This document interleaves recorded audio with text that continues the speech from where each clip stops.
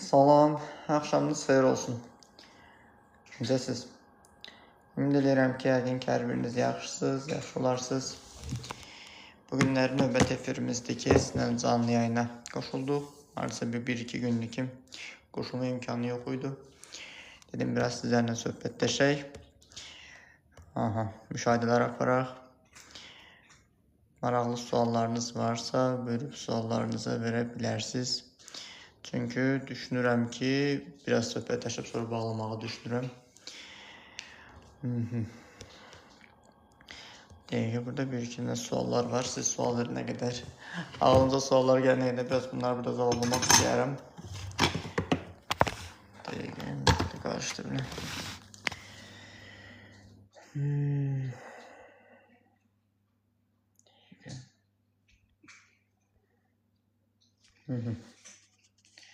Yeni gələnlər hər birinizi salamlayıram. Deyək ki, niveli qarışdırın. Səsim yaxşı gəlir qarşı tərəfə. Bəzən internetdə gecikmə olur, bəzən deyirsiniz ki, donur. Ona görə soruşmaq istədim mən də.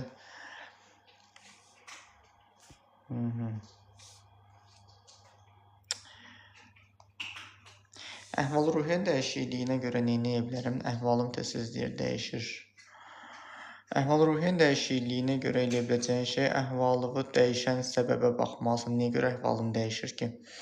Ya nəsə qəbullanmırsınız, nəsə sizi qıcıqlandırır. Çünki əhvalın yüksək olduğu vaxtda əhvalığı dəyişdirən səbəbi unutmuş olursan. Amma əhvalığın dəyişkəndə avtomatda beyin onu sənə xatırladır, deyənə dəyişikliyi baş verir. Yəni, konkret olaraq yaşam standartınız, həyatınız necədir deyə bilmirəm. Konkret olaraq deyə bilmirəm sizin dəyişdirir, amma illaki bir səbəb var. O səbəbi aydınlaşdırıb aradan qaldırmalısınız. O xıçqır səs mənə səbəbə toxunur.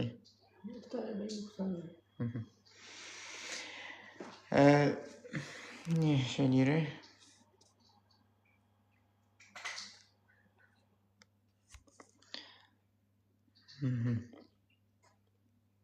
Uşaq vaxtı da ən sakit uşaq deyir, mən olmuşam, özümə qapanan olmuşam, hər şeyi içmə daşmışam.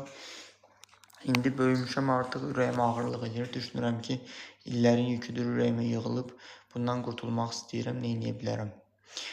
Artıq danışmağa başlamalısınız. Yəni, susqunluq keçirtmisənsə, səni susturublarsa, artıq danışmağa başlamalısan və sən qorxmalı deyilsən, udmalı deyilsən və özünü qoruya bilərsən, dərk eləməlisən. Yəni, sakit uşaq dedikləri əslində cəmiyyət tərəfindən sallabaş olunmuş uşaqdır və sallabaş edilmiş uşaq heç vaxt sağlam olmur və sağlam cəmiyyətdə yetişə bilmir. Bu baxımdan da, yəni, konkret olaraq başa düşməlisiniz ki, yəni, uşaq, insan öz haqqını tələb eləməyə bacarmalıdır, öz şıltaqlığını və öz el arasında dedikləri nadincliyini, yəni hiperaktivliyini yaşamalıdır. Yəni, bunu yaşamayan insanlar əlbəttə ürəyini ağırlıq olaraq keçirdəcək. Təsəvvür edək ki, sənə verilən bir ömürlük həyatın uşaqlıq çağını yaşamırsan və birdən-birə böyüyürsən. Yəni, sağlam bir şey olmayacaq. Necə deyirlər, nə bilim, meyvələr, nə bilim, belə meyvələr, nə bilim, gübrə vururlar, nə meyvələrin dadı yoxdur, deyirlər. Konkret olaraq belə bir şeydir o da.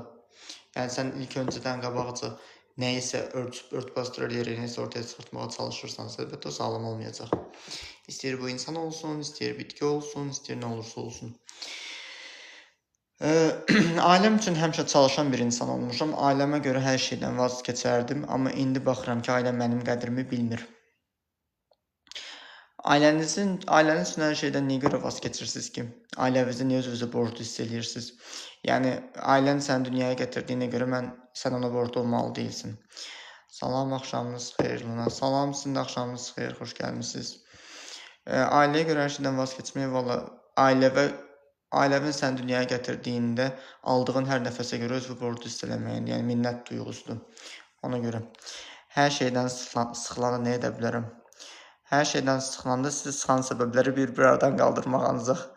Yəni, sıxılmaq çünki konkret olaraq bir yerdə tükənmişlik yaşamırsınızsa ya da yaşayırsınızsa, illa ki bir yerdə demək duyğularınızı bildirmirsiniz. Duyğuları bildirməmək insanı bir yerdə dalana sıxışdırır. Təsəvvür et ki, səni heç kim başa düşmür. Səni heç kim başa düşmədiyinə görə də sən olduğun kimi ola bilmirsən və əlbəttə bir yerdə sıxıntı baş verəcək. Çünki əksər insanların ən çox sıxan şey odur. Məni heç kim başa düşmür, heç kim anlamır. Sizcə mənim kölgə tərəfim nədir? Bilmirəm. O kölgə tərəfinizi bilməkdən ötürü qaçdığınız kölgə tərəfi ilə üzləşib o kölgə tərəflə üzləşmək lazımdır. Çünki hər kəsin qaranlıq tərəfi var, aydınlıq tərəfi var. Sən sadəcə qaranlığı da, aydınlığı da qəbul etməlisən. Qəbul etmək də ondan üzləşərək qaçmadan üzləşməkdir. Sən qaçdıqca qaranlıq tərəfin nə olduğunu bilməyəcəksən. Mən həmişə deyirəm ki, o qaranlıq tərəfi həm şeytanla mələyə bənzətəcək. İçinizdəki şeytanı heç vaxt öldürməyin. Çünki içinizdəki şeytanı öldürsəz, mələyiniz qorumasız qalacaq. Yəni bir yerdə qaranlıq da aydınlığın, yəni dualizm olaraq lazımlı tərəfidir. Aha. Dərdlə şey. Anlamadım. Dərdlə şey nə deməkdir? Mən də Azərbaycanda dərdlə şey sözü var. Gedim falan dostumla oturum dərdləşmə. O sözü sevmirəm ki. Yəni sanki dərd yarışdırırsanmış kimi bir şeydir o. Dərdi niyə çarə tapmağı düşünmürsünüz ki? Gündüzlər yaxşı oluram, axşam çox sıxılıram. Gündüzlər axşam sıxıldığınız probleminizi gündüz bastırırsınız. Ona görə də axşamlar yadınıza düşür. Axşam dostlarından uzaqlaşırsan, nə bilim, yataq otağında olursan, telefona müəyyən qədər baxırsan, sonra telefonda qırağa qoyursan və tavana baxırsan, tavan da sənə baxır. Ona görə də bastırdığın hər tərəf başlayır üzə çıxmağa. Seanslarda bilərsiniz, dedim, ona görə soruşdum. Hə, seanslarda bilmək olar, yəni həmin o anda baxa bilərsiniz, amma elə bildim belə soruşursa, amma belə bilmək olmur. Seansda baxa bilərik. Amma sıxılma səbəbini də bilmirəm ümumiyyətcə.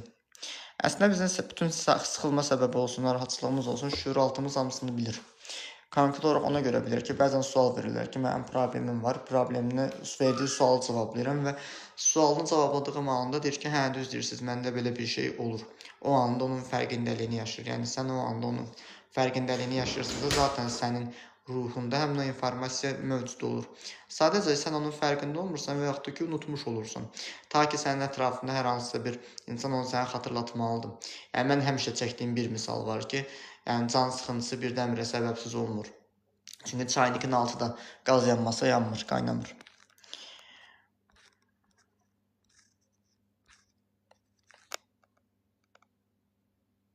Çarəni tapmaq tək başına daha da dərd yaradır. Tək başına tapmayın, onda mütəxəssislə tapın. Mən neçə dəfə seansda olmuşam, siz də yəqin xatırlamadınız.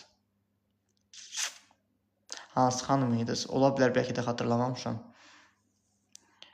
Bəlkə desəz xatırlayarım. Çünki profiliniz fake profildir. Salam əleyküm. Əleyküm salam. Xoş gəlmişsiniz. Hansı xanım olmuş? Mənə maraqlı gəldi.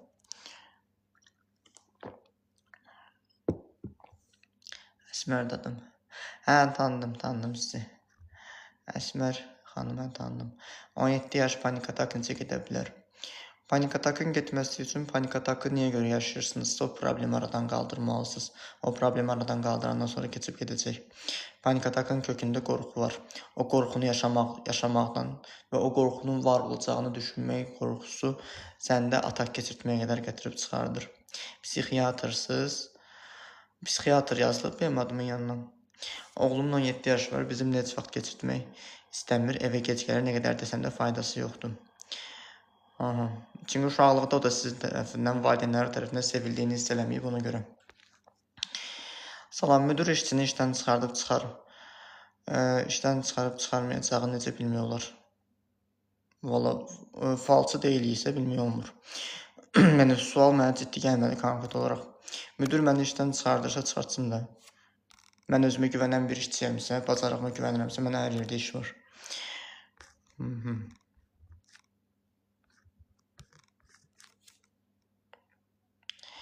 Yenə də soruşur ki, psixiatrsan. Adımın yanına yazılıb da hansı sahədə olduğunu. Psixiatr. Heç psixiatr nə olduğunu bilmirlər. Getdin sən yavaş-yavaş bloka.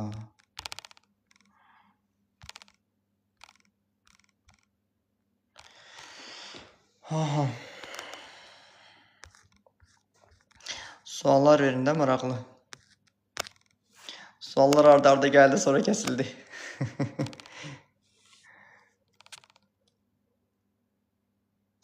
Nə haqqında? Sual xətrinə sual verməyin. Özünüzlə bağlı suallarınız varsa verin. Yəni, psixoloji olaraq.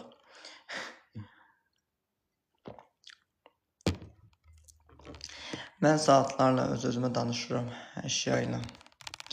Ətrafınızda ağıllı insan yoxdur, ona görə sizi başa düşəcək, ona görə özünüzlə danışaraq özünüzə sakitləşdirirsiniz. Çünki öz-özünə danışmaq həmişə olur. IQ-su yuxarı insan yoxdur ətrafında, ona görə. Sizə danışdıqlarımdan kölgə tərəfimi bilirsiniz, yoxsa xatırlamırsınız? Danışdıqlarından kölgə tərəfin əslində sənin var. Prosta sən onu ətrafında olduğun, yaşadığın bölgəyə görə çıxartmaqdan qorxursan. Çünki olduğun bölgədə onu doğrulda bilmirsən, ətrafda çevrəndə.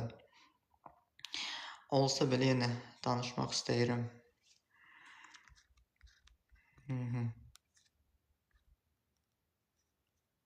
Neysə konkret olaraq tam başa düşmürsünüz ona görə. Əvvəlki kimi heç nəyə maraq yoxdur. Əvvəl bizi xoşbəxt edən şeylər indi bizi sevindirmir. Ümumiyyətlə belə bir şey deyim də sizə. Məsələn deyirlər, TikTokdan çıxıram, Instagrama girirəm, Instagramdan çıxıram, TikToka girirəm, sıxılıram deyirlər. Amma əvvəllər əslində TikTokda aşağı yuxarıya çevrilən bütün videoların hamısı insana dopamin yaşadır. Həmin anda özünü sakitləşdirməyə çalışırsan, tatmin duyğusu yaşayırsan və paralelində artıq eyni şeyləri yaşayaraq dopamin yaşamaq sənin üçün başlayır adiləşməyə. Və adiləşdiyinə görə də əvvəlki şeylər səni xoşbəxt hiss etmir. Yəni müəyyən vaxtlarda insanlar ruh ağrılarını müəyyən vərdişlərlə sakitləşdirməyə çalışırlar. Məsəl üçün içki içir, içki onu kəsmir, keçir narkotika. Yəni ağrısı daha da dərinləşir. Və bu baxımdan da səni sevindirməyən və xoşbəxt hiss etdirməyən problemin əslində ətraf dünya ilə yox, özünlə əlaqəli olduğunu anlayıb onu dəyişdirməsən, yəni bir yerdən sonra özünlə sevinməyə bacarmasan, səni heç sakitləşdirməyəcək. Mən həmişə deyirəm ki, maddiyyat belə, pul belə duyğu deyil. Pul səni müəyyən vaxtda xoşbəxt eləyə bilər, gedib bahalı geyim ala bilərsən. Həmin anda dopamin yaşayacaqsan. Mən paltar aldım, amma səhərsi gün o paltar divanın başında qırış-qırış qalacaq. Nə oldu, bəs təzə almışdın, sevinirdin. Çünki dopamini anında yaşamısan.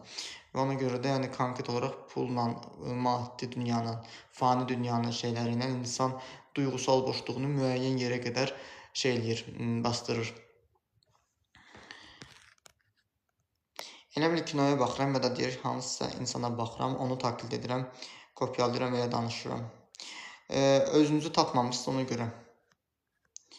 Konkret olaraq öz xarakterinizi tam doğru tutmamışsınız deyəndə qıraqda görüb bəyəndiyinizi özünüzə bənzədirsiniz.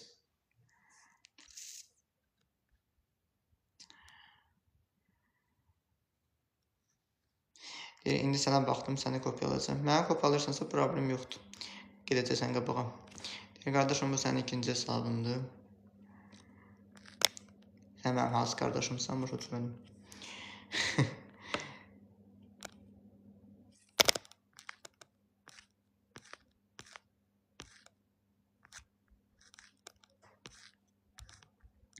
Bir insanın davranışları bizi istəmədiyini bildirir, amma bizə dedikləri elə deyil.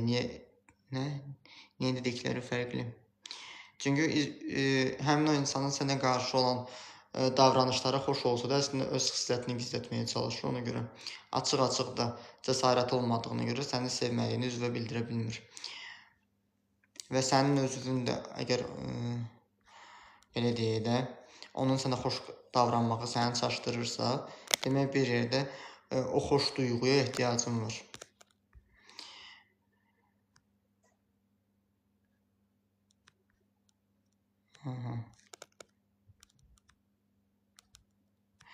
Batu, sənin fikrin mənə qətiyyən maraqlı deyil. Sənin kimləri konsultasiyada söyüb qoluyuram.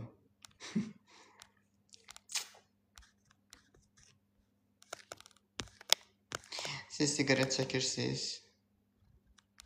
Anlamadım, bunun sualdır.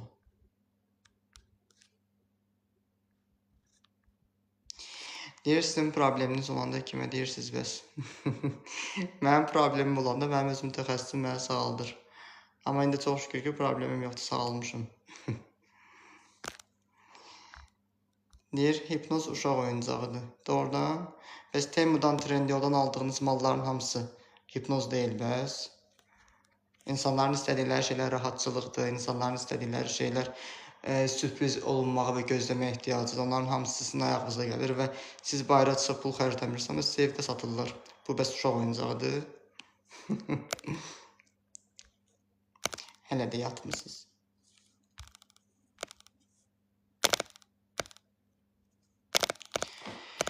Belə, deyir, salam mən Ayhan. Salam, xoş gəlmişsən. Deyir, bəs bizi sevməyən, bağlandığımız insanlardan necə qurtulaq? Bizi sevməyən insanlara niyə bağlanırıq ki? O sualın cavabını tapandan sonra, o səbəbi dəyişəndən sonra artıq aradan qalxacaqlar. Yəni, insandan qurtulacaq. Çünki mən əgər bir insan məni incidirsə və mən ona bağlanmışamsa, demək o insan tərəfindən incidilməkdən zövq alıram. Niyə amma zövq alıram? Onu qayıdıb baxmalıyıq. 044 salam. Salam. Hoş bulduk sənə. Hoş buldum, xoş gəlmişsiniz. Deyir, birinin məni aldatdığını necə bilə bilərəm? Birinin bizi aldatdığını, birinin bizi yalan danışdığını bilməyin çox yolları var ki, əsas sən onu zaten şüuraltı olaraq duyğundan hiss edirsən. Amma indiki dövrdə kişilər belə botoks elətdirdiyindən dolayı, qadınlar estetikdən üzləri dəyişdiyindən dolayı üzdən çox oxumaq olmur. Çünki bədən dilini oxuyaraq belə professional yalan danışmaq olar. Amma bir də digər səbəb var ki, insanların hər kəsinin bədən dili, mikromimikləri özünə məxsus individualdır. Bu baxımdan da zaten sənə yalan danışan insanı sən qabaqcadan hiss eləyirsən. Amma yalan danışdığını hiss etdiyin anda ona inanmağı niyə görə seçirsənsə, onu aydınlaşdırmaq lazımdır. Çox adam zaten yalan danışdığını və həmin o insanın ona qarşı sağlam olmadığını bildiyi halda, o bayaq sual verdiyi, məni sevməyən insana bağlılıq duyuram və eyni vəziyyət kimi qabaqcadan hiss elədiyi anda niyə bağlanırsa, niyə görə inanırsa, qayıdıb onu aydınlaşdırmalı. Çünki bizim ruhumuz qabaqcadan hər şeyi hiss eləyir. Deyir, oğlanlarda ailə problemlərini, ailəsindəki böyük məsələlərə görə sevdiyi qızdan uzaqlaşma normaldır.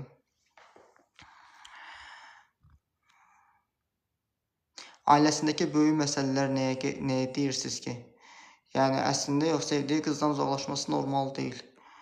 Yəni, demək ki, ailəsindən boşanmayıb və həmin o qızdan birinci yoldaşını qəbul eləmir. Yəni, ailəsini qəbul eləmir. Qarşımızdakı adama yalan danışdığını deyirəm. Hiss edirəm, amma həmin insana and içir ki, yalan danışmıram. Demək, onda sən ona andına inanırsan da. Yəni ki, konkret olaraq gözünlə gördüyün şey sən görürsənsə ki, bu yanlışdır və onun andı səni inandırırsa, demək, inanmağı da özün seçirsən də. Demək ki, zaten yalan danışdığını görürsən. Bilməyə ehtiyac yoxdur, keç oradan. Deyir, psixoloji kitabları oxumaqla ən saf insan belə bütün manipulyasiyaları bilə bilər. Nə bilim, oxuyun da. Manipulyasiyanı bilmək deyəndə ki, manipulyasiyanı nə bilim, bilmirəm. Çünki o sualın cavabı çox dərin olacaq. Konkret olaraq manipulyasiyanı eləyən insan, mənfəəti nə olacaq ki, orada? Manipulyasiya eləyən insanın özünün mənfəəti belə yoxdur axı. Mənfəət adı altında deyirlər, mənfəət var, nəsə əldə eləmək istəyir. Amma onu eləyən insanlar narsistlər olurlar ki, narsistlərin o manipulyasiyanı oxumağa ehtiyacları belə olmur. Yəni, sənin manipulyasiyaya kimsə qurban gedirsə, demək ki, o insan qurban proqramındadır ki, o ona inanır. Məsəl üçün, ən çox qızlara deyilir, hansısa oğlanın səni sevirəm sözünə tez aldanır. Səni sevirəm sözü niyə görə tez aldanır? Çünki atası tərəfindən görmədiyi şeydir. Onda o boşluq olmasa inanmazdı. Ona yəni manipulyasiya kimi gələrdi.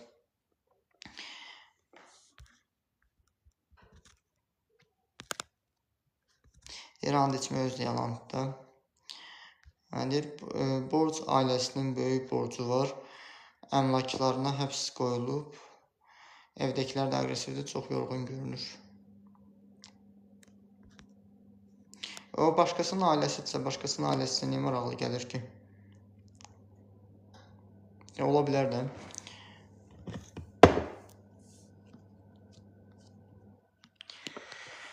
Deyir, bəzən hiss edirəm ki, həyatımda hər şeydir, təkrarlanır, eyni problemlər, eyni hisslər, eyni şeylər. Bunları buraxa bilmirəm. Həmin eyni şeylər sənə mesaj verməyə çalışır da, sən o mesajı açıb oxuyub, ona sağlam cavab verməyəndə, eyni mesaj sənə davamlı olaraq gələcək. Psixoloji kitablar oxumaq bəs insan nə qədər dəyişir? Danışığına falan çox təsir edir. Özünə maraqlı gələn sahə ilə bağlı kitabdırsa, məsəl üçün şəxsi inkişaf kitabları oxuyaraq yoxlaya bilərsiniz. Amma birdən-birə ağır fəlsəfəyə girirsəz, biraz sizi yoracaq. Yəni, yavaş-yavaş şəxsi inkişafdan başlayaraq davam etdirə bilərsiniz. Yəni, hər kəsin özünə maraqlı gələn bir sahəsi var. Yəni, kitablarda belə. Siz də özünüzə maraqlı gələn tərəfi tapıb dəyişdirsiniz, əslində təsir edə bilər, inkişaf edə bilərsiniz. Məndən uzaqlaşır ona görə bir elə normal münasibətimiz var idi, uzaqlaşır məndən. Nə etsəm doğrudur? O münasibətin içində yaşayan sənsən ya yox? Yəni ailə problemləri görə səndən uzaqlaşırsa, ailə problemləri sən niyə problem edirsən? Konkret olaraq ətraflı sənə tam doğru cavab vermək üçün mən səni daha ətraflı dinləməliyəm, daha ətraflı başa düşməliyəm ki, nəsə deyim. Çünki belə nə bilim hər şeyə problem eləyib dalaşan, getməyə meyilli insanlarda problem nə ola bilər? Natamamlıq kompleksi. Özümü boşluqda hiss edirəm, beynimdə çoxlu fikirlər olur və özümü həmişə pis hiss edirəm. Sizcə səbəb nədir? Özünüzü boşluqda hiss edirsinizsə, demək özünüzü qəbullanmırsınız. Özünüzdə qəbullana bilmədiyiniz tərəfləriniz var. O boşluq konkret olaraq özünü heç bir yerə aid hiss etməmək kimi, sevgisizlik kimi, dəyər kimi bir çox duyğusal boşluqlar ola bilər ki, ən qədər duyğu saymaq olar. Konkret olaraq o boşluğun içində, o boşluğu müəyyənləşdirib öz boşluğunuzu doldurmağı bacarsınız. Yəni konkret olaraq ağlınıza pis fikirlər də, çoxlu mənfi fikirlər də gəlməyəcək. Salam. Mən depressiya xəstəsi, yemək yemir, qoy ölüm aclıq öldürür. Salam depressiya. Depressiya xəstəsi yemək yemirsə, qoy ölüm əslində depressiyadan əlavə məhv olmaq proqramıdır. Aclıq öldürə bilər bir yerdən sonra aclıq qrevi anoreksiya xəstəliyinə çevrilir ki, onun özü depressiyadan qaynaqlanır. Həmin o insan əslində intihar eləmək istəyir, amma intihar eləməyi konkret olaraq üzləşə bilmədiyinə görə olur. Pasiv intihara çevrilir. Salam, sözü deməyə çəkinirəm, danışa bilmirəm, səbəbi nədir? Tənqid olunmaqdan qorxursunuz. Ola bilər nə vaxtsa sözünüzü deyəndə mi, hər hansısa bir şey yaşananda mı sizin üstünüzdə qışqırıblar, qorxudublar, eyni qorxunu keçirdirsiniz, çəkingənliyi keçirdirsiniz.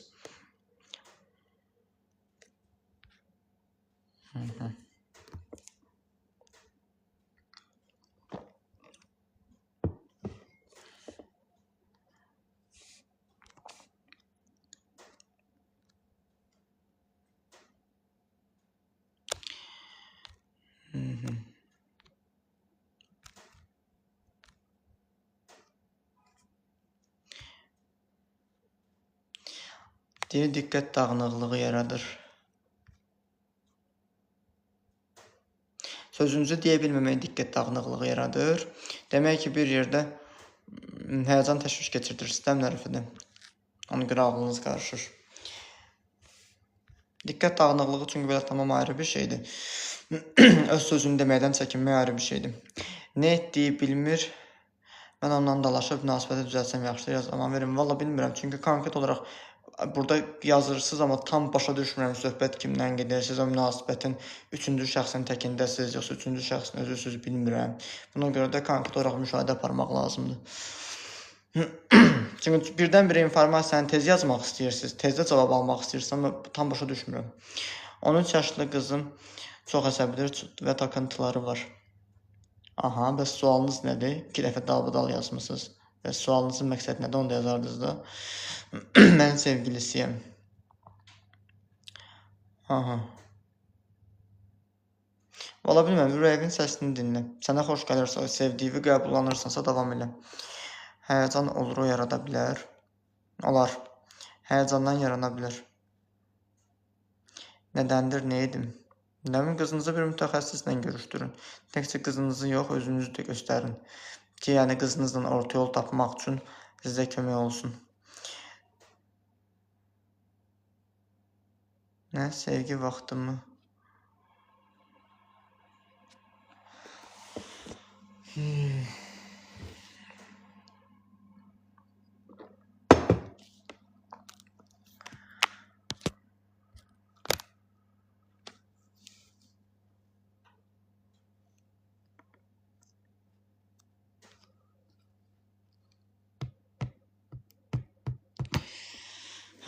Niyə qaqa, səndə bəlkə səbir var, Ailəyə qarşı əsəbi, amma kənara qarşı normalam.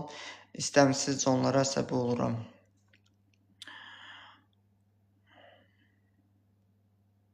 Ailəvizə qarşı aqressiyavız var da, ona görə. Yəni, kənardan hər hansı bir problem yaşamamısınız, yəni onlara qarşı normalsınız.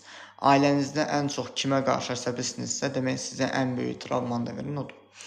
Hər kəs suallarını verə bilər, hər kəs Açıq bir canlıdır. Salam, oğlumun 16 yaşı var, pis vərdişləri var, necə çəkindirim, bacarmıram, fikirdən ölürəm.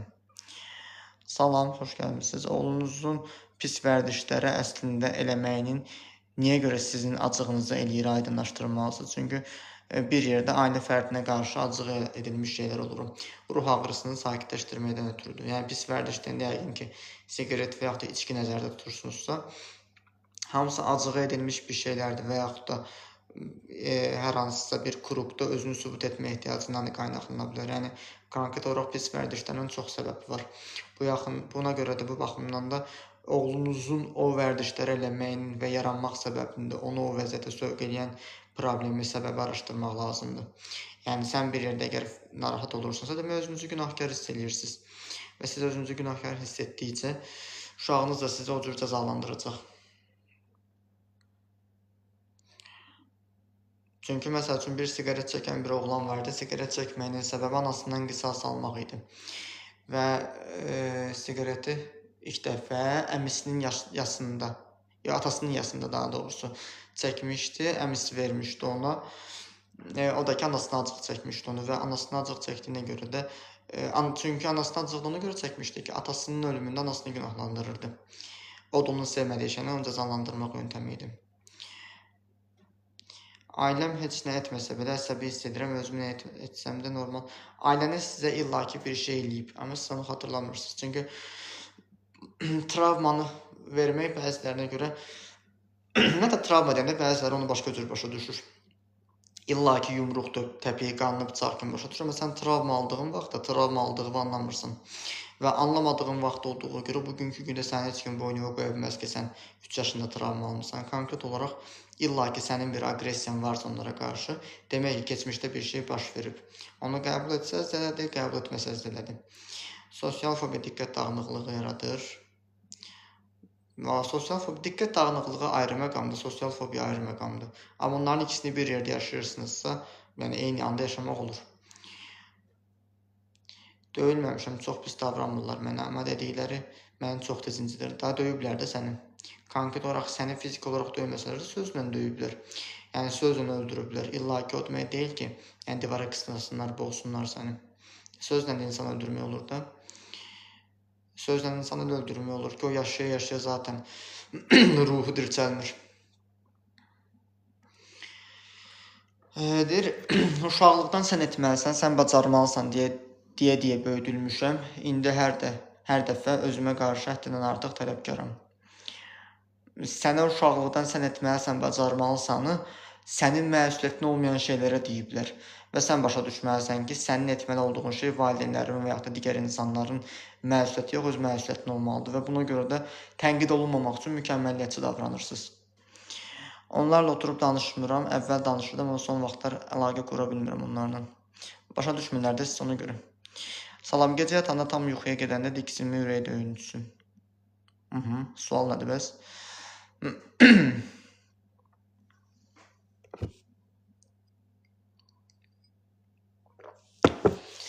Məndə ailəmə qarşı deyir, çox aqressivəm. Valideynlərimin mənim kiminləsə müqayisə etməsi çox pis təsiridir. Valideynlərin əslində özlərini sevmirlər də, özünü sevən öz doğduğunu oyuna bu ilə qiyaslamaz. Bunun da valideynlərinizin problemi olduğunu anlasınız, əslində sizdə pis təsir eləməyəcək. Onlara deyir, fikrimi çatdırmaq istəyəndə kövrəlirəm, özümün fikrimi aça bilmirəm. Kövrəlirsinizə sizi başa düşmürlər, ona görə niyə görə onlara fikirlərimizi açıq-açıq demək istəyirsiniz? Səni başa düşməyən insana sən əldə özünü sübut eləməyə çalışırsınız, demək problem səndədir. Qaqa idmanla məşğulsan, niyə soruşursunuz ki onu?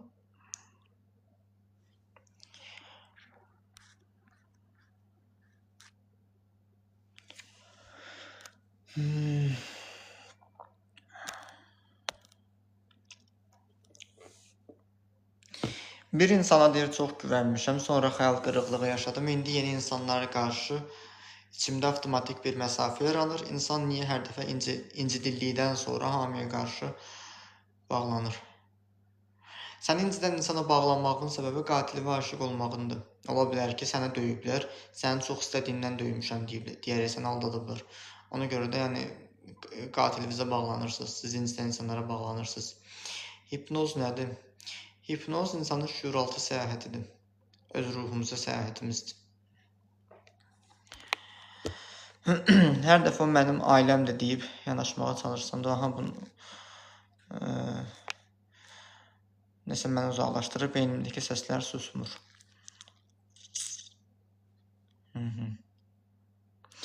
Ailəm də deyib yanaşma da səndə. Yəni, ailənizin də problemli olduğunu qəbullanıb buraxmalısınız.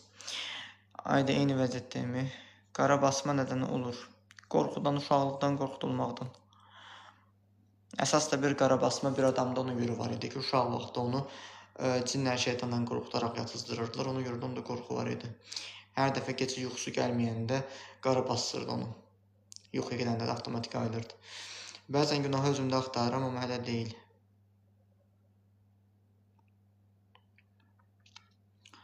Səndə günah yoxdur, sənin günahın valideynlərindədir. Onların günahları öz günahlarıdır, amma sən onları illa da durub valideynlərinizə qarşı illa ki, özünüzü sübut eləməyə çalışırsınızsa, davamlı olaraq onların problemli olduğunu anlamırsınızsa, sizə də demək problem var. Salam, bir insanla münasibətin bitdiyini bilirsin, ancaq qarşı tərəf yox deyirsin, necə edək? Ayrılın da. Yəni, sən niyə seçenek olmalısan ki? Yəni, konkret olaraq sən o insanı sevirsənsə, qayıdıb baxmalısan ki, niyə görə sağlam bir insanı sevmirsən? Depressiya xəstəsini hər dəqiqə danlayırlar ki, özün eləyirsən, o da ağlayır ki, heç kim başa sala bilmirəm. Əslində bir tərəfdən özü eləyir, amma ki, o səbəbin yaranmasının səbəbi özü deyil. O səbəbi ona valideynlərindən və yaxud da müəyyən bir travmalarından qaynaqlana bilir, amma digər tərəfdən də ki, sən problemli olduğunu anlayırsansa, hələ də problemli kimi sürünürsənsə, demək burada da sən özünü eləyirsən, özünü eləyirsən. Orada da yəni o deyir, insanın özünün elədiyini onu heç kim eləmir. Bir müddət sonra onlarla heç nə bölüşmək istəmirəm, yanlarından keçəndə belə baxmaq istəmirəm. Mən elə istəyirəm ki, onlara qarşı haqsızlıq edirəm, amma məni heç başa düşmür. Valideynlərə qarşı haqsızlıq eləmirsən, yəni o düşüncəviz əslində nankor olmaq qorxusudur. Yəni, valideynlərin səni incidirsə, demək onlar ilk dəfə sənə bel altı zaten vurublar, travma verərək. Yəni, sənin özünü seçməyin niyə görə haqsızlıq olsun ki? Onlar bilmədən nə qədər şey yaşadım. Onlara danışmadım, danışa bilmədim. Neyse, siz onu da öz aranızda danışırsınız. Deyir, sevgi düşünürdüm, ancaq sonradan inan yoxsa sonradan insan yoxa çıxmağa başladı, amma mən bitdi deyəndə sən səhv anladın olur. Valla konkret olaraq sən sevgini niyə görə düşünürsən ki? Sevgini niyə görə hiss eləmirsən ki, dəngidir söhbət? Qurduğunuz cümləyə bax, sevgi düşünürdüm. Sevgini niyə hiss etmirdin ki? Yəni, sən sevgini düşündüyü görə səni səhv anlayırlar da. Salam, necə edim ki, manipulyasiya olmayım? Zaaflarınızdan qurtulun. Zaaflarınızı aradan qaldırın ki, heç kim sizin başınızı aldada bilməsin.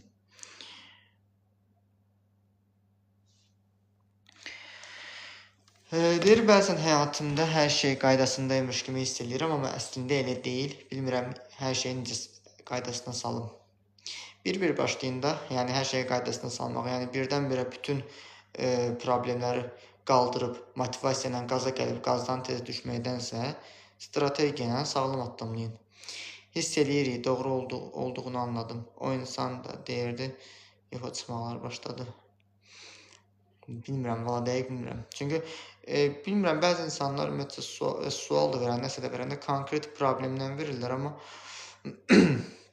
neysə.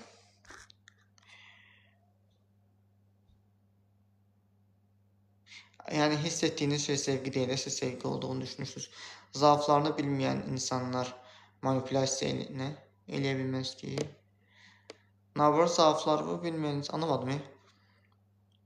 Zaaflarını bilməyən insanlar sənə manipulyasiya eləməyə deyəndə ki, sənin zaafını bilmədi, sənin zaten duyğusal boşluğun varsa, o sənə qarşı manipulyasiya eləyəcəkdən. Panik atak xəstəm var idi ki, yemək yeyəndə, yanında kimsə olmayanda yemək yeyə bilmirdi, çünki boğulub öləcək deyə qorxurdu. Niyə evliliyi təklifinə qədər gələn münasibət və yaxud ciddi münasibət məndə hər dəfə yarımçıq qalır? Çünki siz özünüz onu itəliyirsiniz özünüzdən. Deyir, dondu kimi.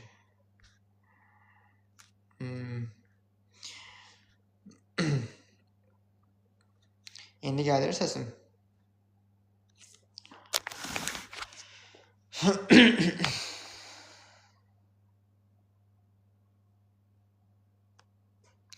Səni əkən hansı ağılla əkib? Sənin ağlıva gəlməyəcək şəkildə. İştəxirib. Adını da bax, Əbülfəz. Heyf sənin üçün o addan.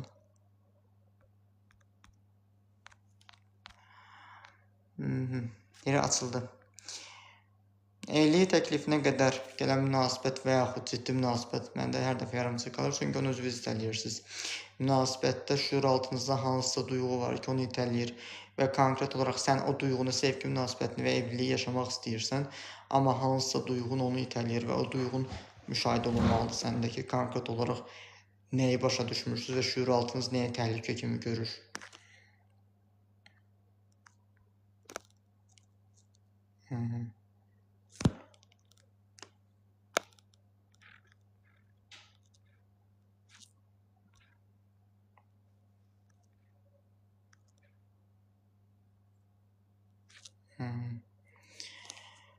Belə. Deyir, ayıb olsun. Hər cür adam var da ölkədə. Deyir, antidepressant deyilən şey nə üçün çox insanı dəyişir, hissizləşdirir. Antidepressant çünki duyğunu dondurur, emosional fonu söndürür. Yəni, duyğunu sağaltmır. Ona görə də çox insanda keyləşmə yaranmağı normaldır. Yəni ki, ağrını dondururlar. Yəni, əti buzluğa qoyanda ət donursa, əti buzluqdan çıxardandan sonra ət əriyirsə, eyni şeydir. Salam, xoş gəlmişsiniz.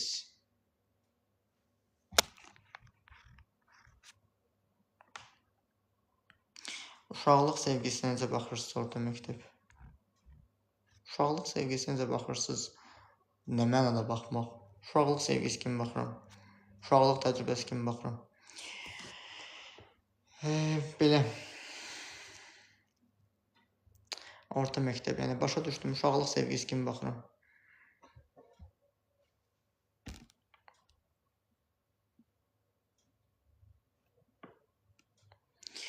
Hər şeyi analiz etməyə çalışıram, amma nə qədər çox düşünsəm, bir o qədər qərar vermək mənim üçün çətinləşir.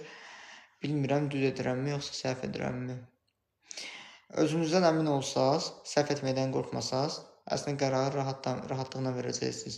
Əslində səhv etməkdən qorxursunuz deyənə, çox analiz edirsən, analiz eləmək yaxşı şeydir. Amma ki, sənin o qorxun qərarı verməyi çətinləşdirirsə, artıq problemdir. Çox gülmək psixolojidir. Psixolojidir. Hər şey psixolojidir. Ağlamaq da psixolojidir. Yatmaq da psixolojidir. Durmaq da psixolojidir. Hər şey psixolojidir. Evli qadın başqasını sevməsi necə olur?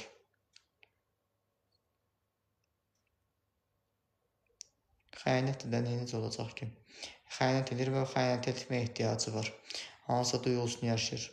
Çünki konkret olaraq evli kişi, yəni daha doğrusu evli qadından başqa birisinin münasibətdə olmasının səbəbi ya həmin o qadını məcbur evləndiriblər, sevmədiyi bir insanla evlənib, ailəsinə mən bu insanı sevmirəm, evlənmək istəmirəm deyəcək söz haqqında olmayıb, qorxub.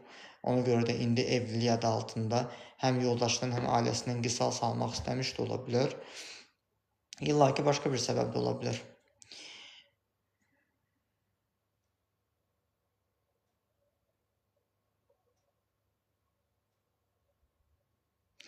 Evlilik proqramı da elə bil.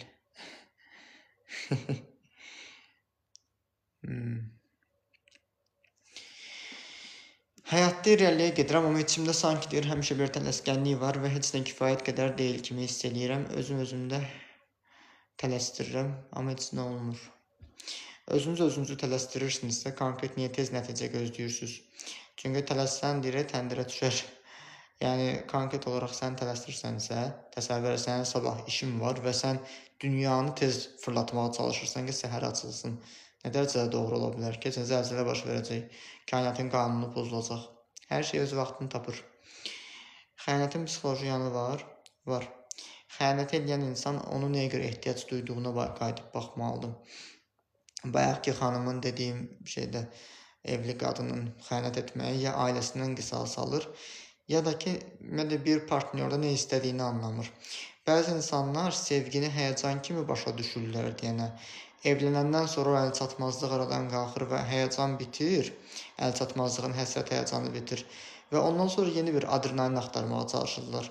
Və baxırsan ki, əslində başqa birisinə münasibət yaşayanda onun ehtirası qoydun bir qırağa, sevgini qoydun bir qırağa ki, zaten orada sevgi yoxdur. Yəni fuflo məsələdir orada o sevgi ki, o sevgi deyil. Ancaq adrenalindən həzz alırlar və adrenalini axtarırlar.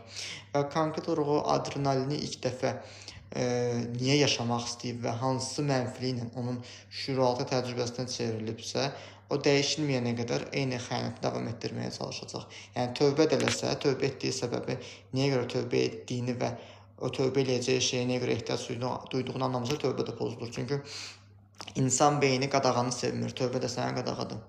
Ona görə də yəni çox şeyə qədər dəyişir.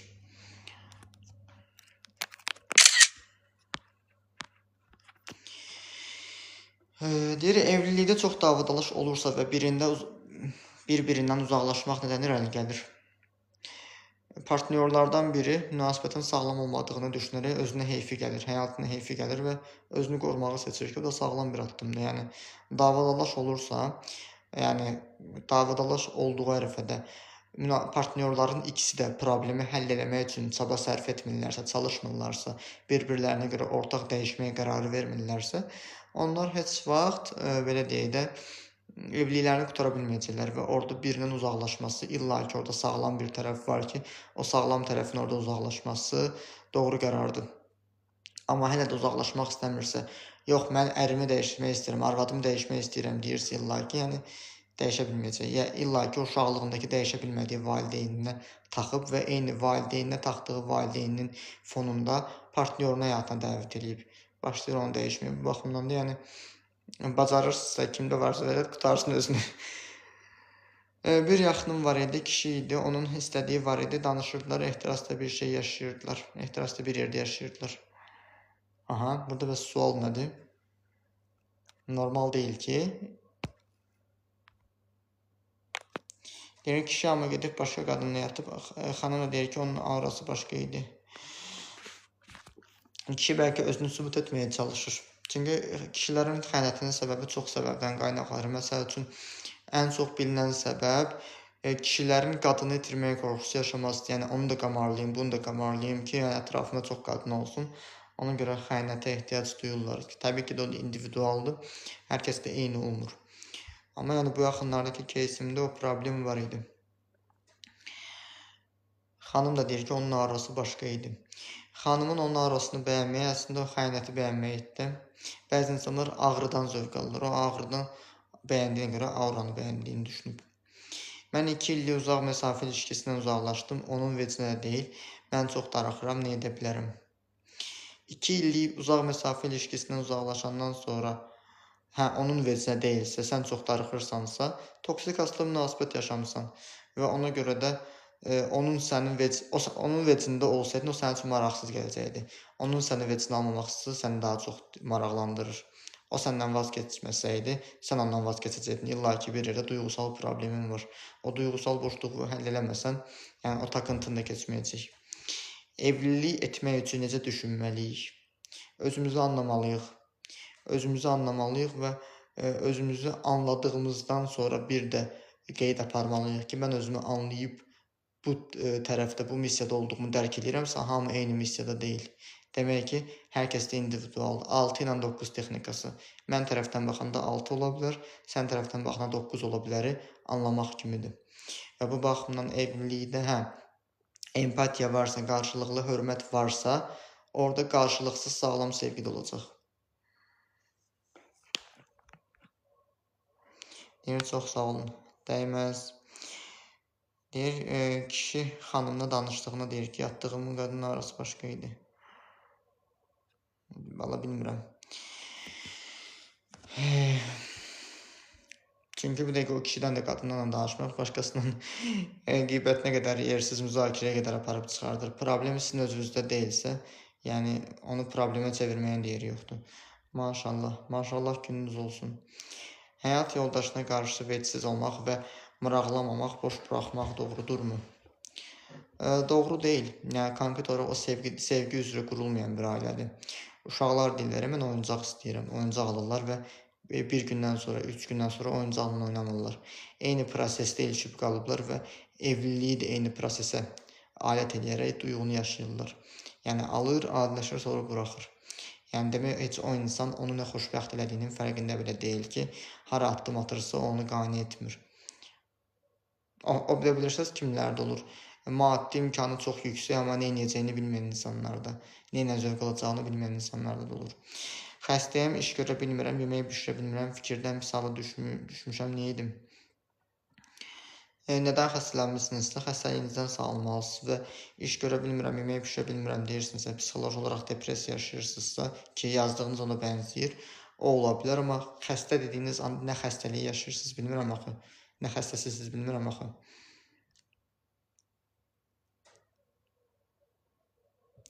Davamlı yalan danışmaq normal şey, belə yalan demək nədəndir? Vərdişdir, yalan vərdişdir. Və o vərdişini ona görə təkrarlamaq ehtiyacı duyur ki, ya yanlış anlaşılmaqdan qorxur, tənqid olunmaqdan qorxur, ya da ki, kimisə xətrinə dəyməkdən qorxur.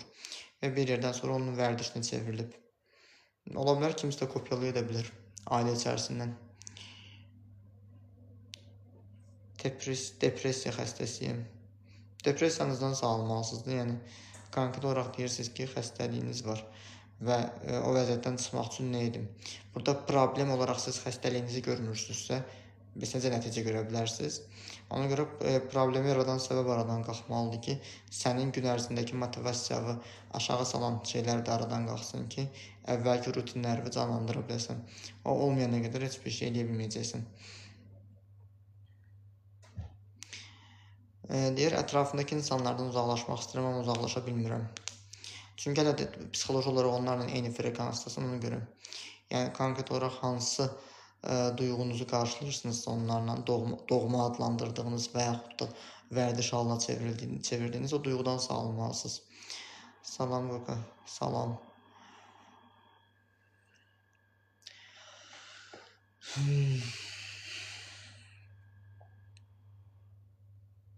15 yaşlı uşaqda deyir, əsəbiliyi var, hər şeyə əsəbi reaksiya verir.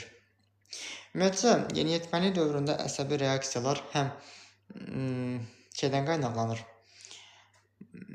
hormonal baxımdan qaynaqlanır ki, çünki bədən inkişaf edir, hormonlar çox yüksək dərəcədə olur və fizioloji olaraq həmin o proses psixoloji olaraq da psixoloji sıçrayışlara qədər gətirib çıxarda da bilir. Amma həmin o yeniyetmə şəxsin özü psixoloji əsəbini sırf bir insana tökürsə, demək ki, problem həmin o insanla yaşanıb uşaqlığında.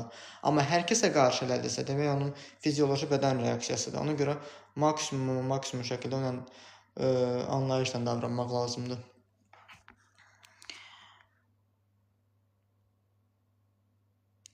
Nervidən insan ağlaya bilər. Ağlamaq əslində dalanı dirənməkdir və ağlamağı mən ruhun zəhərini axıtması kimi vizuallaşdırıram. Yəni, normalda çox ağlayan, çox ağlamağı sevmirəm, amma ağlamaq bəzən lazım olanda ağlamağı bacarmaq lazımdır. Yəni, həmin anda duyğuvu buraxırsan. Frekansı dəyişmək üçün nə etmək lazımdır ki? Bəyənmədiyimiz insanlarla eyni frekansı dəyişmək üçün onlarda bəyənmədiyimiz problemləri, döngüləri özümüzə də bitirməliyik. Mən həmişə deyirəm ki, narkotikdən sağalmısansa, narkoman kruqundan çıxmalısan. Mən elə oldum, Namik Qaraçıqoğlu yaxşıyırsan. Salam, ağlamaq yox, arıqlamaq. Arıqlamaq? Üzr istəyirəm, mən onu ağlamaq kimi oxumuşam. Nervdən arıqlamaq ola bilər. Stressdən. Çünki stres hər kəsdə fərqli olur. Kimisi olur ki, stressdən yemək yeyir, kimisi olur ki, stressdən yemək içməkdən kəsilir. Ola bilər. Və onu nervləndirən, əsəbləşdirən, sinirlərini oynadan problemi həll edəndən sonra əslində onun yemək problemi də, arıqlamaq problemi də aradan qalxacaq. Təklikdə oturub ağlayaraq sakitləşmək normaldır. Normaldır, yəni insan öz-özündən baş-başa qalır. Amma ağlamağı mən çox ona görə sevmirəm ki, ağlamaq sonda insanı ümidsizləşdirir. Sən problemə görə tükənirsən, psixoloji tükəniş yaşayırsan və ağlayırsan, sən ağlayandan sonra duyğun boşalır, amma ağladığın problem səbəb dəyişməyənə daha da depressiyaya düşürsən ki, ay da ağladım, dəyişmədi, nə oldu, belə olmadı. Bu baxımdan da yəni konkret olaraq ağlamağı problemin həlli yox. Özümüzü sakitləşdirmək kimi məsələyə baxsaq və ondan sonra bizə ağladan səbəbləri aradan qaldırsaq, heç çox da oturub ağlamayacağıq. Amma yəni istənilən halda ağlamaqla gülmək yəni dualizmdir.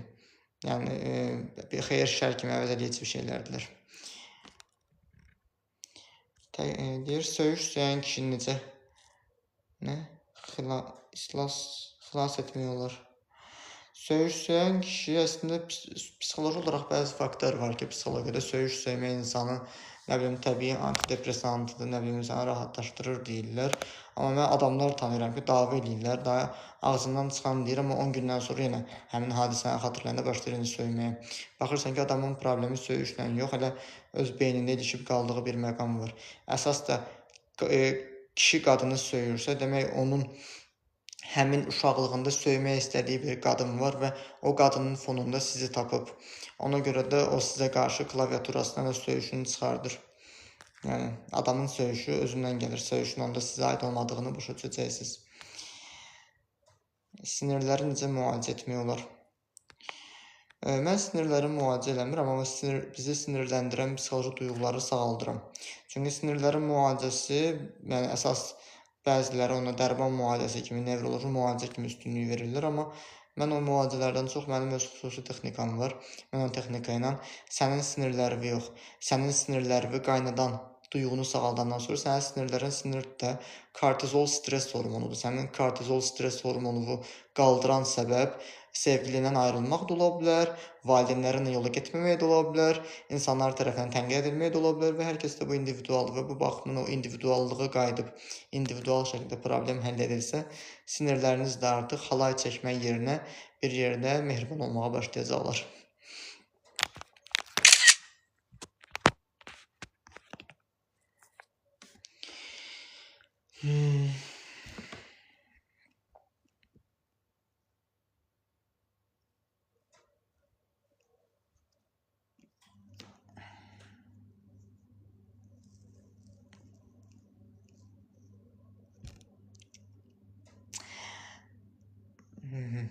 Suallarınız yoxdur?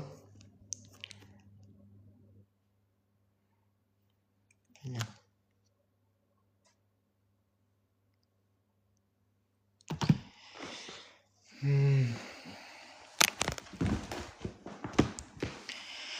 Öz fikrimi deməkdən çox qorxurdum. İndi öz sözümü deməyə bacarıram, amma yenə də narahat oluram.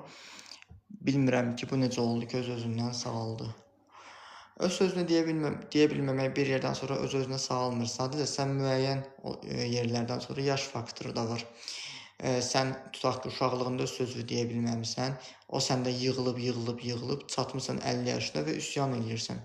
Və üsyan eləyəndə avtomatda sənin verdiyin reaksiya, sən şüuraltının reaksiyasıdır ki, sən döyüş qaç modunu aktivləşdirirsən. O baxımdan da, yəni konkret olaraq susmamağın, olmasa da narahat olmağın səbəbi sonradan özünə dönməyində, amma döndüyün özün də sən deyilsən, çünki travmadır o. Silindi deyir, salam, nə həkimi siz bilmək olar? Mən şüuraltı hipnokoçam, hipnoterapevtim. Psixoloji arıqlamağa başlamaq üçün nə etmək olar? Bilirsən ki, bədən arıqlamaq istəmir.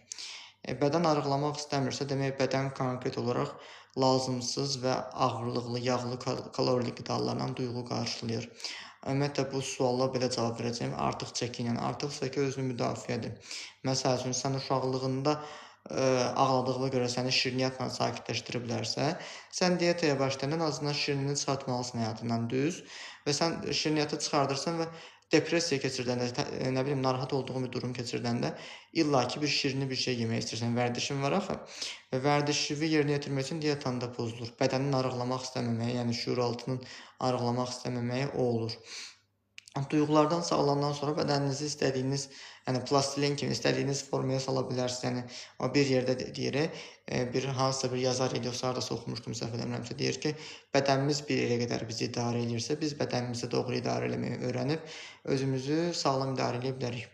Bu baxımdan yəni arıqlamaq üçün o səbəblər var. Məsəl üçün, çox artıq çəkili bir xanım var idi ki, uşaqlığında anasının obezitəyə yaxın bir çəkidə olduğuna şahid olmuşdu və mən də sənin kimi olmaq istəyirəm demişdi. Və mən də sənin kimi olmaq istəyirəm, onun da birbaşa olaraq eyni yaş qrupunda bədənində piylənməyə qədər gətirib çıxartmışdı. Çünki şüuraltı əslində anasından aldığı sevgi və duyğunu mən də anam kimi olmalıyamdan, yəni özünə kopyalamışdı. Onu dedim, yadıma bir dənə də seans düşdü ki, ayaqlarında damarlar görsənirdi, varikoz damarlar görsənən xanım vardı, 40 yaşındakı bir xanım idi. Uşaqlığında yaşlı bir qadının varikozlarını ayağına çəkilən bir şəkil kimi başa düşmüşdü və onu şəkil kimi başa düşüb onun xoşuna gəldiyinə görə eyni yaşda onun da ayaqlarında varikoz başlamışdı yaranmağa. Deyir, daima depressiv oluram, gün çıxınca yaxşı hiss edirəm. Əslində günəşdə ərəfələri, günəş şüumət istənilən halda insanda xoşbəxtlik hormonu artırır. İndi də zaten aprel ayıdır və günəşli günlər çoxalıb və bu baxımdan özünü depressiyadan çıxmış hiss edə bilirsən. Günəş təbii serotonin hormonu verdiyinə görə. Amma ki, daima depressiv olursansa, artıq onun günəşlə əlaqəsi yoxdur. Yəni adamlar var ki, yağışlı havada depressiyaya düşürlər, amma yağışlı havada depressiya yaşamaq travmadır. Bəzi yanlış inanclar var. Yanlış inanc o inancıdır ki, payız depressiya idi, nə bilim, yağışlı hava kasvetli havadır, nədir. Amma ki, yağışlı havada belə özlərini çox aşırı xoşbəxt hiss edən insanlar belə var. Bu baxımdan da, yəni heç də depressiya ayı və depressiya simvolikası deyil. Sadəcə insanlar müəyyən travmalarını hava temperaturu ilə assosiasiya edirlər. Məsəl üçün, bir pasiyentim var idi ki, sentyabr ayında qıcıq olurdu, çünki sentyabr ayında əsəb keçirib depressiyaya düşürdü. Çünki sentyabr ayında əmisi rəhmətə getmişdi. Hər dəfə bədən şüuraltısı travma ildönümü olaraq onu xatırladırdı. Yəni, bəlkə biz elə bilirik ki, biz ölən bir insanın yasını bir il saxlayırıq, bir ildən sonra yas saxlamırıq, amma şüuraltımız saxlayır. Şüuraltımız ona görə saxlayır ki, hər dəfə ildönümü, eyni dönəm, eyni vaxt, eyni qoxu, eyni hava temperaturu gələndə travmatik ildönümü başlayır sonra özünü göstərməyə. Sonra deyirsən ki, gəlində ayıqla pirincin daşını. Deyir, mən ağlımdakı fikirləri çıxarda bilmirəm, nə edə bilərəm? Ya fikirlərinizə güvənmirsiniz, yanlış anlaşılmasından qorxursunuz, ya da bilmirəm, öz fikirlərinizi ifadə edə bilmirsiniz. İlla ki, orada bir qorxu var, o qorxudan qurtulmalısınız. Yəni, başa düşməlisən ki, sən danışdıqlarının məsuliyyətini daşıyırsan, kimlərin sənə başa düşdüyünün yox. Tacı deyir, salam. Salam. Çox doğru deyirsiniz. Əgər kişi birdən-birə qadınına qarşı pis rəftar edirsə, bir müddətdən sonra sakitləşirsə nədəndir? Demək, kişinin özünün öz problemi var da, yəni birdən-birə sakitləşirsə. Çaşıb özümə 50 manat kontur vurmuşam, kimi 15 manat kontur vursam, kartım 15 ata bilər. Bekarsınız, ciddən.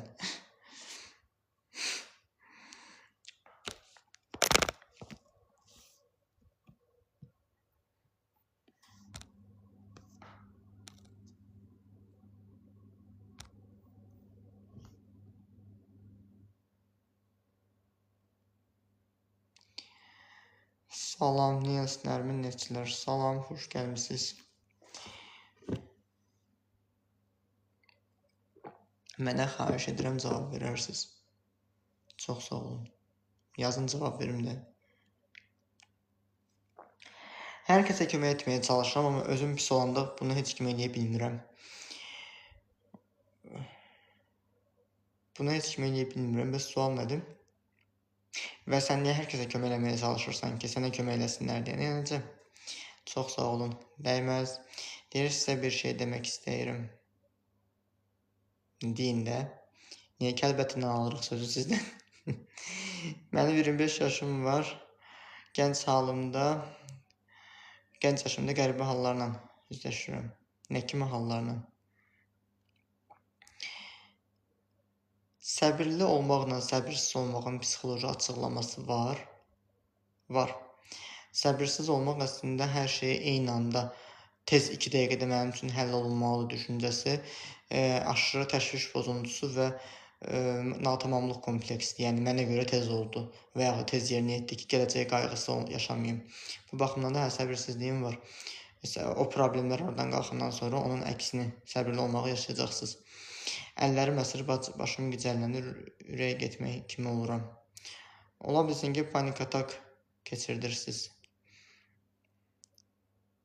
2 dəfə ürəyə getməsi kimi bir şey yaşamışam. Bəs buna görə hər hansı bir yerə müraciət etmişsiniz? Həkim Fenput Təman. Dərman nə üçündür? Bilmirəm, girin internetə yazında.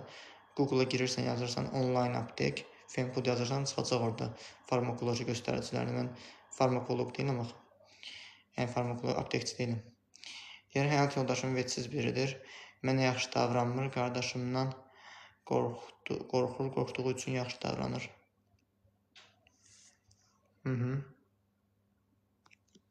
Əslində isə o münasibət sən niyə yaşayırsan ki? Yəni, qardaşından qorxur deyə səndən ayrılmır, yəni necə? Rəngim olur, deyim, ağappaq, həkimə müraciət etmişəm. Nə deyiblər bəs sizə? Dərmanları qəbul edirəm. Bir şey bilmək istəyirəm ki, bu şeylər mənim mədəmə təsir edə bilər, mədəmdə də ağrı var. O, təsir edə bilər, içdiyin dərmanlar da sənin mədəvə təsir edə bilər, amma ki, bilmirəm. Çünki həmin o vəziyyətləri mən dərmanla müalicə eləmirəm deyə tamam o müalicədən uzağam deyiləm. Mənim özümün ayrı texnikam var və onu ilə aradan qaldırıram deyiləm. Bilmirəm, hər cür təsir göstərə bilər.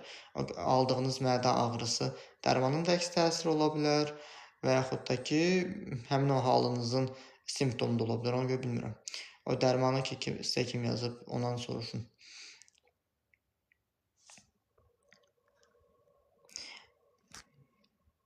Günay Məmmədova deyir, salam, salam. Dərmandan qabaq ağrıyırdı. Onda ola bilər ki, həmin o psixoloji pozuntunuzun simptomudur. Həkim Fenput dərmanı. Dedim axı, girin, şeyə baxın, internetə baxın. Mən burada sizin üçün nəyəm, ChatGPT-yəm. Yəni, hər ağlınıza gələcək sualları verirsiniz. Mən dərman müalicəsi eləmirəm. Mən bu başdan deyim. Ona görə mənə o sualları verməyin. Qorxduğu üçün icazə verir, mağazaya falan gəldim. Əvvəl paxıllıq edirdi, qışqırırdı. Başa düşdüm, bəs sizi burada narahat edir? Probleminizi anladım. Gülbala Rəfiyev deyir, salam qardaşım, salam.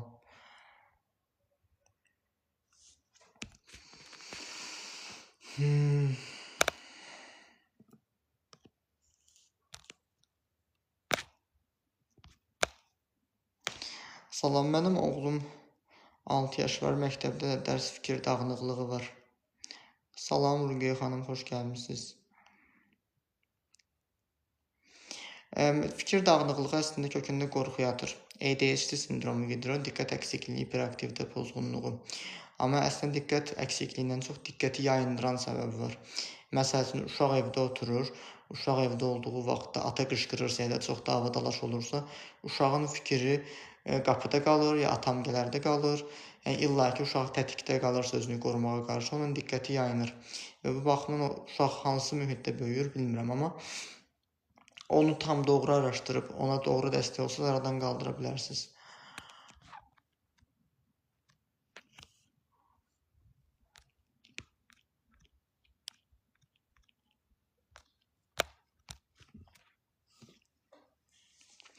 Niyə məhz qorxduğu üçün yaxşı davranır?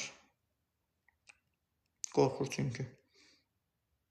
Yəni, qorxduğu səbəb nədir bilmirəm, amma qorxur çünki. Ya boşanmağa qorxur, ya da hər hansı bir səbəbə görə.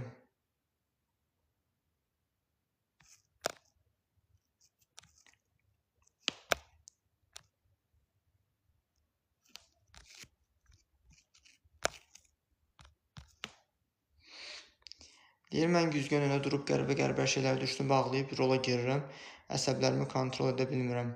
Bəzən düşüncələrimin əlsini hiss edirəm. Güzgü qabağında dayanıb ağlayıb rola girmək əslində canlandıra bilmədiyin duyğuvu özün görüb, canlandırdığını görüb rahatlaşdırmağın da özü. Yəni, bu baxımdan bəzi aktyorlarda, aktrisaların psixosomatikasında var. Öz ailələrində canlandıra bilmədikləri, göstərə bilmədikləri duyğunu səhnə qarşısında yaşamaq istəyirlər və sən də bastırdığın duyğuları bu cür çıxardaraq rahatladırsan özünü.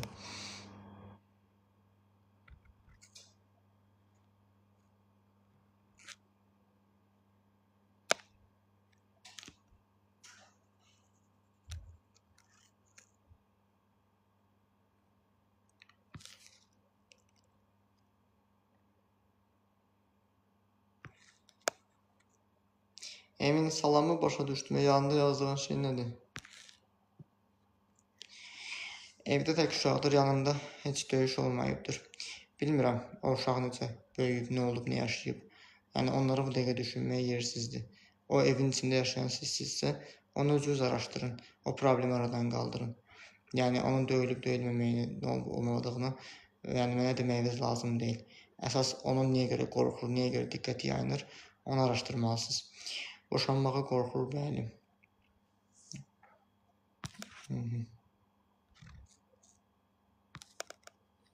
Buna baxmayaraq, dərslərim əladır. Ailəm mənə nə istəsəm edib, hər gün böyüdüb. Düşünmürəm, bastırılmış duyğularım var. Bilmirəm.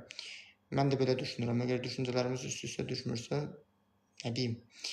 Bir həkim panik atakam tez acıyıram və həmin an başım pis ağrıyır, gözlərim yığılır. Aha. Ölüm qorxusu yaşayırsınız da, yemək yemərəm, acından ölərəm. O qorxunu yaşayırsınız, ona görə. Efrin əvvəllərində də elə bu ilə bağlı sual verən oldu. Eynən bu formatda bir sual idi. O da ona görə panik atak keçirdirdi. Ta ki onu yaradan səbəbiniz aradan qalxıb dəyişməyənə qədər eyni qorxunu keçirdəcəksiniz. Yəni, mənə yeməyə çatmaz, mən acından ölərəm. Sovetdən gələn proqramdır. Həsən 2 deyir, salam. Salam Həsən, xoş gəlmişsən. Onda deyəsən, mən dəliyəm həkim. Bilmirəm. Deyir, halüsinasiya görürəm. Aha. Nə vaxtdan baş verib sizdə gördüyünüz halüsinasiya? Allah razı olsun. Təşəkkürlər, Allah sizlərdən də razı olsun.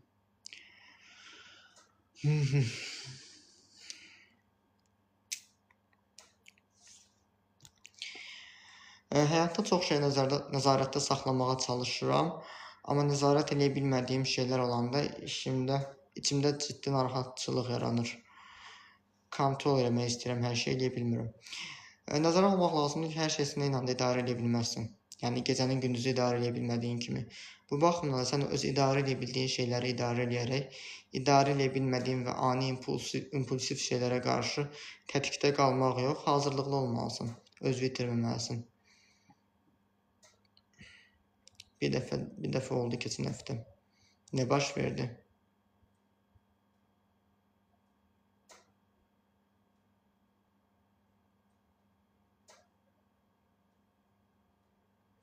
Salam, oğlum mənim, nə? Gəlinim, anası gidədə 4 gündür məni.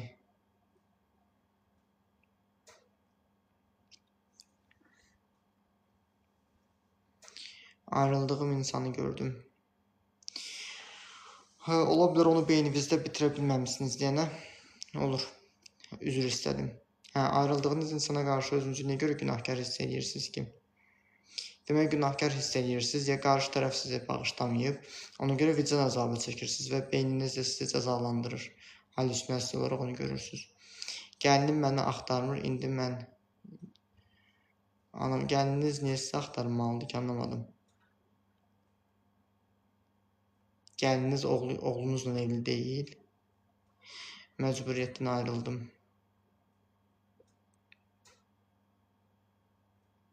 Başa düşdüm Həsən. Ailə problemi idi.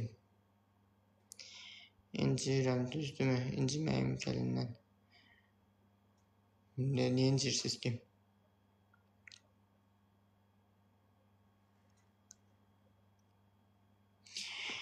Keçmişdə hiss etdiyim bəzi seçimlərə görə hələ də özümü qınayıram. Halbuki artıq dəyişmək mümkün deyil. Dəyişmək mümkündür. Hər gün paltarımı dəyişdiyin kimi, yəni qardırobu yenilədiyin kimi hər şeyi yeniləyib dəyişdirmək olur. Yəni o deyir, bayıra çıxanda eyni paltarla çıxmağa utanan insan, eyni problemlə, eyni düşüncələrlə çıxmağa utanmır. Ta ki ondan utanmaq deyil də onun problem olduğunu anlayıb dəyişmək lazımdır. Yəni hər kəsə ağrısı özünə görə təsir edir, batır. O da sizin ağrınızdır.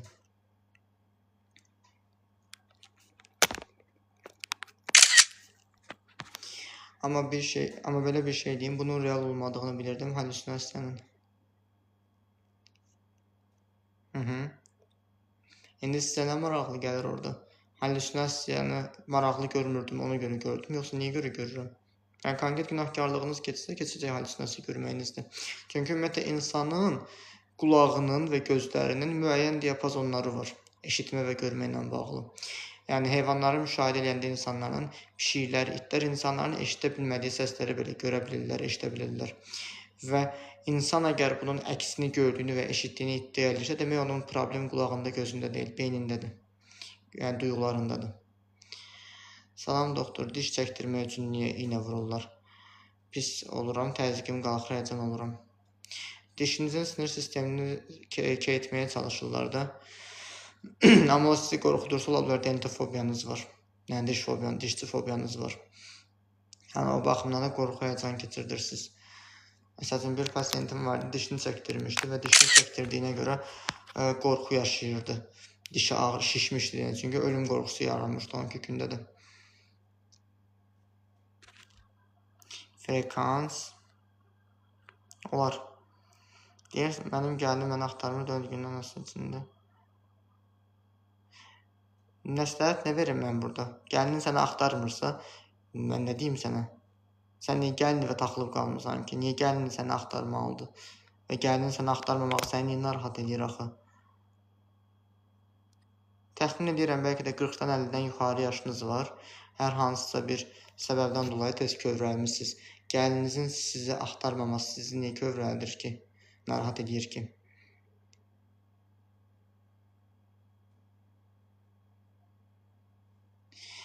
Deyir, yox, siz niyə incəsiniz ki, gəliniz? Kimsə yalan danışanda mənə inanıram. Nə? Mən inanıram, niyə? Özünü inandırmaq istəyirsiniz, çünki bu duyğusal boşluğun var, o deyir, tamahkarı yalancı aldadır. Yəni, bəzi insanlar bəzən deyirlər ki, niyə ki, insanlar bizi yalan danışmasın, bizi manipulyasiya eləməsin. Öz tamahkarlığınızdan qurtulmalısınız. Yəni, tamahkarlıq burada yanlış xislətdən getmir söhbət. O yalana inanırsansa, demək, bir yerdə sənin mənfəətin var ki, onu görməyəvə mane olur. Mən o insanı ayrıldığımı necə unudum? O insana ayrıldığınızı unutmaq üçün bayaq qeyd etdiyiniz günahkarlıq hissindən qurtulmalısınız, özünüzü bağışlamalısınız və o insanla hansı duyğusal boşluğunuzu qarşılayırdınızsa özünüzdə, o duyğusal boşluğunuz sizin öz duyğularınızın boşluğudur ki, o insanla tamamlayırdınız. Onu özünüz tamamlayandan sonra, bir mütəxəssis yardım alıb dəstək alandan sonra aradan qalxır, keçir, gedir. Bəzən izlənirmiş kimi hiss edirəm və ya oyuncaqlar canlanacaqmış kimi hiss edirəm. Tamahkarlıq hissindən necə qurtulun? İnsanlar sənə yalan danışırsa, demək sən insanlardan gözləntilərin var.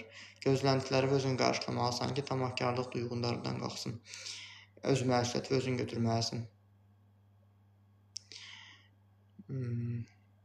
Amma bunlar doğru deyil deyə özümü sakitləşdirirəm. Oyuncaqlar canlanacaqmış kimi hiss eləmək çox səbəbdən qaynaqlana bilər. Kökündə qorxu yatır və o qorxunu niyə görə beyniniz yaşamaq istəyir, niyə görə real olaraq təsəvvür edir, onu aydınlaşdırmaq lazımdır. Bəzən ya bəzi elmi fantastik filmlərdə, hər hansı fantaziya filmlərində ola bilər ki, görmüsünüz. Çünki uşaqlıqda belə olur ki, baxdığımız seriallar belə bizə təsir edir. Keçən səfər xanımla seans edirəm. Xanımın keysindəki problem güzgünün içində, güzgüyə baxanda öz gözünün içindən baxmaqdan qorxurdu. Normalda güzgüdə öz gözünə baxa bilməmək utancaqlıq və yaxud bir çox duyğudan qaynaqlanır, amma məhz xanımın keysində uşaqlığında baxdığı qorxulu göz, güzgüyə baxıb cin çağırmaqmı, yoxsa belə qorxulu bir varlıq təsəvvür etmək kimi bir videoya baxmışdı və o baxdığı videodan sonra güzgüyə baxaraq özünü qorxutmuşdu. Çünki həm özünə maraqlı gəlmişdi o şey, həm də ki, qorxularaq şüur altında qalmışdı. Konkret olaraq biz onun duyğusunu işləyəndən sonra xanımın güzgü qorxusu aradan qalxdı. Sizə deyir, 52 yaşım var, pis oluram, elə bilirəm, məni saymır, mən gəlini yıxsam, necə olar, məsləhət verin. Səni saymırsa, sən özünü niyə dəyərsiz hiss edirsən ki? Səni saymırsa, sən sayanın quluyam, saymayanın ağası. Yəni, niyə görə səni saymayan insana qarşı maraq duyursun? Sən mənə dəyər vermirsənsə, mən dəyərsiz oluramsa, demək, mən zaten dəyərsizəm. Sən mənə dəyər verəndə, mən dəyərli oluramsa da, mən dəyərsizəm. Sən mənə dəyər verdin, vermədin, o mənim vecimə deyilsə, mən öz dəyərimi bilirəmsə, demək, mən doğrudan da dəyərliyim. Nə edə bilərəm, bunun səbəbi nədir? Araşdırmaq lazımdır. İstənilən halda bir mütəxəssis görüşü də iştirak etməlisiniz. Sağ olun məsləhətlərinizə görə.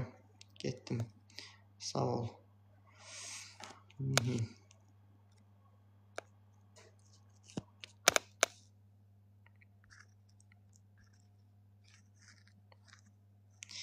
Axı mən gəlinimi, qızım kimi sevirəm. Buna haqqım yoxdur mu? Məni axtarsın, saysın.